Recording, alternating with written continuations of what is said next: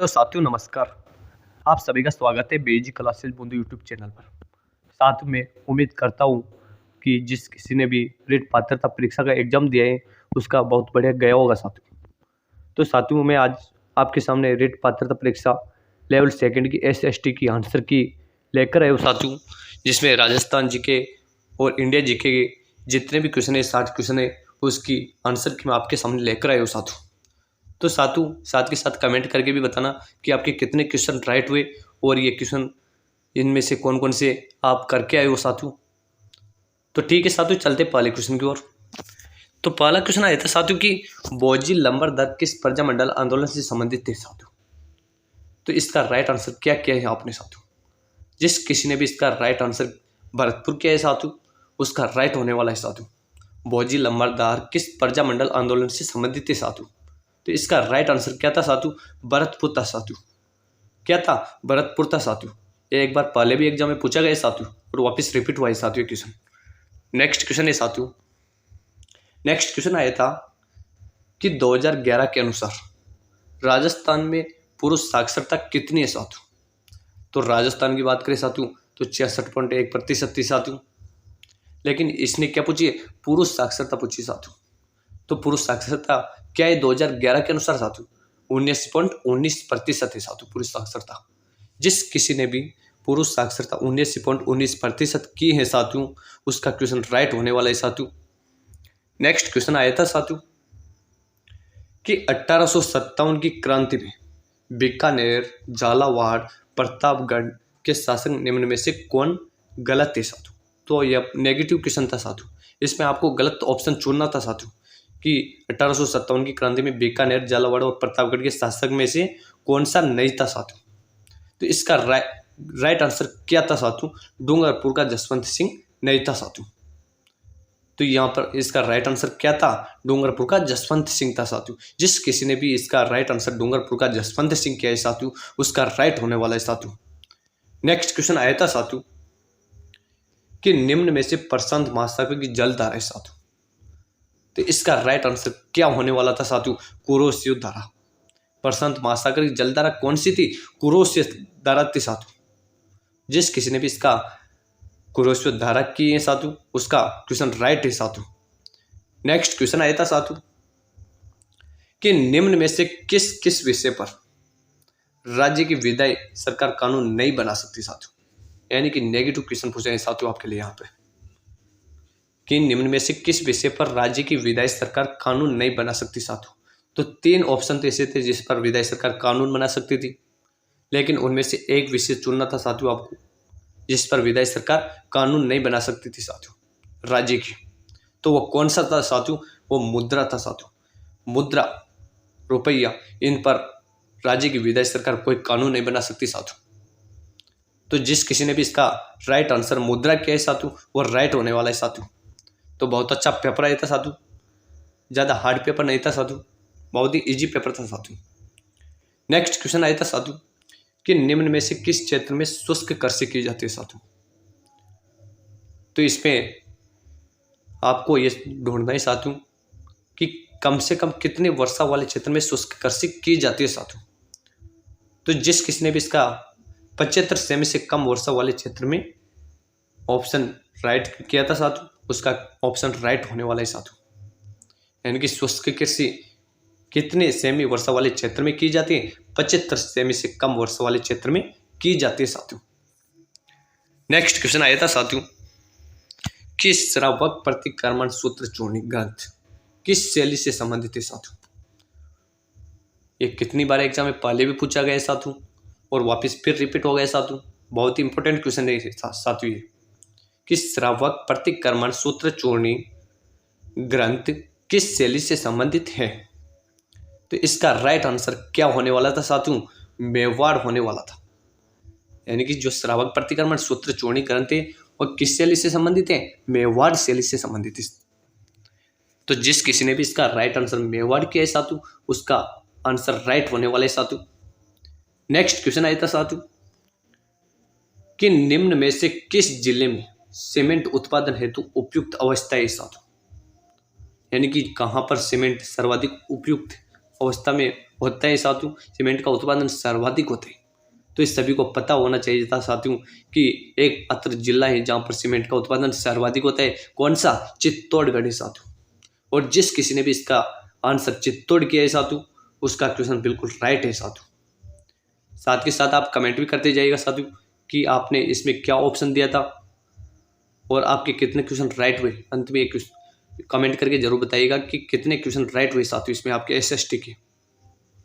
Next question आया था साथियों कि अरावली में, राजस्थान में अरावली की स्थिति है दक्षिण पश्चिम से उत्तरी पूर्व। इसका राइट आंसर क्या होने वाला था? राजस्थान में अरावली की जो स्थिति है वो कैसी है? दक्षिण पश्चिम से उत्तरी पूर्व की, यानी कि राजस्थान में ऐसे अरावली निकल रही है साथियों। तो यानी कि दक्षिण पश्चिम से उत्तर पूर्व की ओर अरावली की स्थिति है साथियों। तो जिस किसी ने भी इसका राइट आंसर दक्षिण पश्चिम से उत्तर पूर्व किया है साथियों, उसका क्वेश्चन बिल्कुल करेक्ट है साथियों।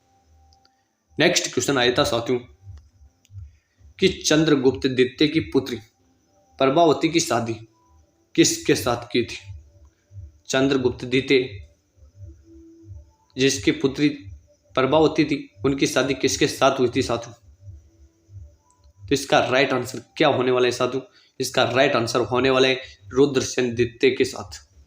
जिस किसी ने भी इसका राइट आंसर रुद्रसेन द्वितीय किया है साथियों, उसका क्वेश्चन राइट होने वाला है साथियों। नेक्स्ट क्वेश्चन आया था साथियों कि शिवलिंग की पहाड़ी शिवालिंग की पहाड़ी के जो निचले भाग है उसको क्या कहते हैं साथियों? शिवालिंग की पहाड़ी के निचले भाग को क्या कहते हैं साथियों? तो इसमें उत्तर क्या होने वाला था साथियों? तराई। शिवालिंग की पहाड़ी के निचले भाग को क्या कहा जाता है? तराई कहा जाता है साथियों। तो डरने की कोई बात नहीं है साथियों, इतना हार्ड पेपर आया भी नहीं था, नॉर्मल पेपर था और आपको मात्र 60% लेके आना है साथियों। जनरल में बात करें तो 60% लेके आना है साथियों। तो ज़्यादा भारी बात नहीं 60% लाना, यानी कि आपको 90 क्वेश्चन सही करने हैं साथियों। इसमें कितने क्वेश्चन सही करने हैं? 150 में से 90 क्वेश्चन सही करने हैं साथियों। और मेरा अनुमान है कि आपके 90 क्वेश्चन राइट हो भी जाएंगे साथियों इसमें, क्योंकि इतना टफ पेपर नहीं था साथियों ये। नेक्स्ट क्वेश्चन आया था साथियों कि सेनानी किसकी पुस्तक है? सेनानी किसकी पुस्तक है साथियों? तो सभी को पता होना चाहिए कि सेनानी किसकी पुस्तक है? मेघराज मुकुल की। और जिस किसी ने भी इसका राइट आंसर मेघराज मुकुल किया है साथियों, उसका क्वेश्चन बिल्कुल करेक्ट है साथियों। सेनानी किसकी पुस्तक है? मेघराज मुकुल की। नेक्स्ट क्वेश्चन आया था साथियों कि स्वतंत्रता के बाद संविधान सभा में कितने सदस्य थे साथियों? जब स्वतंत्र हुआ था हमारा देश, उसके बाद संविधान सभा में कितने सदस्य थे? तो जिस किसी ने भी इसका ऑप्शन 299 लगाया है साथियों, उसका क्वेश्चन बिल्कुल करेक्ट होने वाला है। स्वतंत्रता के बाद संविधान सभा में कितने सदस्य थे? 299 सदस्य थे साथियों। नेक्स्ट क्वेश्चन आता है साथियों कि अनुच्छेद 137 के पुनरावलोकन की शक्ति किसके पास है? तो आपको बता दें साथियों कि अनुच्छेद 137 के पुनरावलोकन की शक्ति किसके पास है? सर्वोच्च न्यायालय के पास है। तो इसका राइट आंसर क्या होने वाला था साथियों? सर्वोच्च न्यायालय। और जिस किसी ने भी इसका ऑप्शन सर्वोच्च न्यायालय किया है, उनका जो क्वेश्चन है बिल्कुल करेक्ट है साथियों। नेक्स्ट क्वेश्चन आता है कि 91वें संशोधन के तहत केंद्रीय मंत्रिमंडल में कितने सदस्य हो सकते हैं?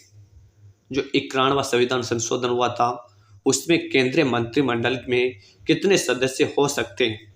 इसका राइट आंसर क्या होने वाला था? इसका राइट आंसर होने वाला था 15%। 91वें संशोधन के तहत केंद्रीय मंत्रिमंडल में कितने सदस्य हो सकते हैं? 15% सदस्य हो सकते हैं इसमें। और जिस किसी ने भी इसका ऑप्शन 15% चुना है साथियों, उसका क्वेश्चन बिल्कुल राइट है साथियों। नेक्स्ट क्वेश्चन आया था कि सबसे खतरनाक भूकंप तरंगे कौन सी हैं? सबसे खतरनाक भूकंप तरंगे कौन सी? तो वहां पर आपका राइट आंसर क्या होने वाला था साथियों? एल तरंगे। सबसे खतरनाक भूकंप तरंगे कौन से? एल तरंगे। और जिसने भी इसका ऑप्शन एल तरंगे किया है साथियों, उनका क्वेश्चन बिल्कुल राइट है। नेक्स्ट क्वेश्चन आया था कि शिकारी नृत्य किस जनजाति से संबंधित है? शिकारी, तो इनसे पता चल रहा है कि शिकारी किससे संबंधित है? शास्त्र से मिल रहा है बिल्कुल। मैंने बताया भी था क्लास में आपको कि शिकारी नृत्य किससे संबंधित है? सहारिया जनजाति से संबंधित है। मैंने आपको क्लास में पढ़ाया भी था साथियों। तो आपको जिसने भी इसका राइट ऑप्शन सहारिया क्या है साथियों, उसका क्वेश्चन बिल्कुल राइट है साथियों। कि शिकारी नृत्य किस जनजाति से संबंधित है? सहारिया जनजाति से संबंधित है साथियों। ये जिस किसी ने भी अभी तक चैनल को सब्सक्राइब नहीं किया, चैनल को सब्सक्राइब जरूर कर दीजिएगा साथियों, और वीडियो को लाइक शेयर जरूर कर दीजिएगा साथियों। नेक्स्ट क्वेश्चन आया था साथियों कि बुद्ध ने पहला उपदेश कहाँ दिया था? बुद्ध ने पहला उपदेश कहाँ दिया था? तो इसका राइट आंसर क्या होने वाला था? सारनाथ। बुद्ध ने पहला उपदेश कहाँ दिया था? सारनाथ के में दिया था। तो जिस किसने भी इसका राइट आंसर सारनाथ किया है, उसका क्वेश्चन बिल्कुल करेक्ट है साथियों। नेक्स्ट क्वेश्चन आया था कि अनुसूचित जनजाति की आरक्षित सीटों की कुल संख्या कितनी है? किसके अनुसार? 2024 के अनुसार। 2024 के अनुसार पूछा गया है कि अनुसूचित जनजाति की जो आरक्षित सीटें हैं, उनकी कुल संख्या पूछी है साथियों आपसे। तो इसका राइट आंसर क्या होने वाला था? 47 होने वाला था साथियों। अनुसूचित जनजाति की आरक्षित सीटों की कुल संख्या कितनी है? 47 है साथियों। और जिसने भी इसका ऑप्शन 47 राइट किया है साथियों, उसका क्वेश्चन बिल्कुल राइट है साथियों। नेक्स्ट क्वेश्चन आया था कि सिंधु घाटी सभ्यता के बारे में जो सत्य कथन है वो चुनना है साथियों आपको। कि सिंधु घाटी की सभ्यता के बारे में कौन सा कथन सत्य है? तो इसमें 4 ऑप्शन थे साथियों, जिनमें से 3 क्वेश्चन तो असत्य थे साथियों, और 1 क्वेश्चन सत्य था, वो चुनना था आपको यहाँ पर। तो इसका सत्य जो कथन था वो क्या था साथियों? कि प्रथम डायरेक्टर कौन थे? John Marshall. सिंधु घाटी सभ्यता के प्रथम डायरेक्टर कौन थे? जॉन मार्शल थे। और जिसने भी इसका राइट आंसर जॉन मार्शल किया है, उसका क्वेश्चन बिल्कुल करेक्ट है साथियों। नेक्स्ट क्वेश्चन आया था कि गजेंद्र मोक्ष का चित्रण किस गुप्तकालीन मंदिर से संबंधित है? गजेंद्र मोक्ष का चित्रण किस गुप्तकालीन मंदिर से संबंधित है? तो आपको सबसे पहले तो यहाँ पर चुनना था कि कौन सा मंदिर गुप्तकालीन है। तो आप सभी को पता होना चाहिए कि देवगढ़ का मंदिर गुप्तकालीन है साथियों। तो गजेंद्र मोक्ष का चित्रण किस गुप्तकालीन मंदिर से संबंधित है? देवगढ़ के दशावतार मंदिर से संबंधित है। और जिसने भी इसका राइट आंसर देवगढ़ का दशावतार मंदिर से किया है साथियों, उसका क्वेश्चन बिल्कुल करेक्ट है साथियों। नेक्स्ट क्वेश्चन आया था कि 61वां संविधान संशोधन में क्या बदलाव किया गया था? जो 61वां संविधान संशोधन बना था, उसमें क्या बदलाव किया गया था? तो आप सभी को बता दें साथियों कि 61वें संविधान के अंतर्गत जो मतदान की आयु थी वो 18 वर्ष निर्धारित की गई थी साथियों। मतदान की आयु कितने वर्ष निर्धारित की गई थी? 18 वर्ष निर्धारित की गई थी। इससे पहले मतदान की आयु 21 वर्ष थी, लेकिन इसमें 18 वर्ष निर्धारित की गई थी। और जिस किसी ने भी इसकी आयु 18 वर्ष की है साथियों, उसका क्वेश्चन बिल्कुल राइट है साथियों। नेक्स्ट क्वेश्चन आया था साथियों कि राष्ट्रपति को सलाह देने के लिए एक मंत्री परिषद होगी किस अनुच्छेद के तहत? यानी कि राष्ट्रपति को सलाह देने के लिए एक मंत्री परिषद बनाई गई थी साथियों, लेकिन किस अनुच्छेद के तहत बनाई गई थी? आपसे पूछा गया साथियों। तो आपको बता दें साथियों कि 74वें संविधान के अनुच्छेद के तहत राष्ट्रपति को सलाह देने के लिए एक मंत्री परिषद का गठन किया गया था साथियों। तो जिस किसी ने भी इसका राइट आंसर 74वां अनुच्छेद किया है, उसका क्वेश्चन बिल्कुल करेक्ट होने वाला है साथियों। नेक्स्ट क्वेश्चन आया था आपके कि महिला उत्पीड़न अधिनियम किस वर्ष का था? महिला उत्पीड़न अधिनियम किस वर्ष का था? तो आप सभी को बता दें साथियों कि महिला उत्पीड़न अधिनियम किस वर्ष का था? 2005 का था साथियों। और जिसने भी इसका राइट आंसर 2005 किया है, उसका क्वेश्चन बिल्कुल करेक्ट है साथियों। नेक्स्ट क्वेश्चन आया था कि बंगाल आर्मी की पौधशाला किसे कहा जाता है? बंगाल आर्मी की पौधशाला किसे कहा जाता है साथियों? तो इसमें आपको राइट आंसर क्या करना था साथियों? अवध। बंगाल आर्मी की पौधशाला किसे कहा जाता है? अवध को कहा जाता है साथियों। तो इसका राइट आंसर क्या होने वाला था? अवध। और जिस किसी ने भी इसका राइट आंसर अवध चुना है, बिल्कुल उनका क्वेश्चन करेक्ट है साथियों। नेक्स्ट क्वेश्चन आया था कि गोगरी, इमली, गजक हैं, ये कहां पर हैं? तो इसमें ऑप्शन था तारागढ़, अजमेर। तो इसका राइट ऑप्शन क्या होने वाला था? तारागढ़, अजमेर होने वाला था साथियों। और जिस किसी ने भी इसका ऑप्शन तारागढ़, अजमेर किया है, उसका क्वेश्चन बिल्कुल करेक्ट होने वाला है साथियों। नेक्स्ट क्वेश्चन आया था कि गांधी इरविन समझौता कब हुआ था? गांधी इरविन समझौता कब हुआ था? तो इसका राइट आंसर क्या होने वाला था? 5 मार्च 1931 को गांधी इरविन समझौता हुआ था। और जिसने भी इसका राइट आंसर 5 मार्च 1931 किया है, उनका क्वेश्चन बिल्कुल करेक्ट है साथियों। नेक्स्ट क्वेश्चन आया था कि राजस्थान में जिप्सम उत्पादन के लिए कौन सा जिला है? तो इसका राइट आंसर क्या होने वाला था साथियों? बीकानेर। जिप्सम उत्पादन के लिए कौन सा जिला प्रसिद्ध है साथियों? बीकानेर जिला प्रसिद्ध है। तो इसका राइट आंसर क्या होने वाला था? बीकानेर होने वाला था साथियों। और जिसने भी इसका राइट आंसर बीकानेर किया है, उसका क्वेश्चन बिल्कुल करेक्ट है साथियों। नेक्स्ट क्वेश्चन आया था कि चोलकालीन पुस्तक किस कवि के काल की है? तो एक किस कवि के काल की थी? कम्मन की बुक है साथियों। किसकी बुक है?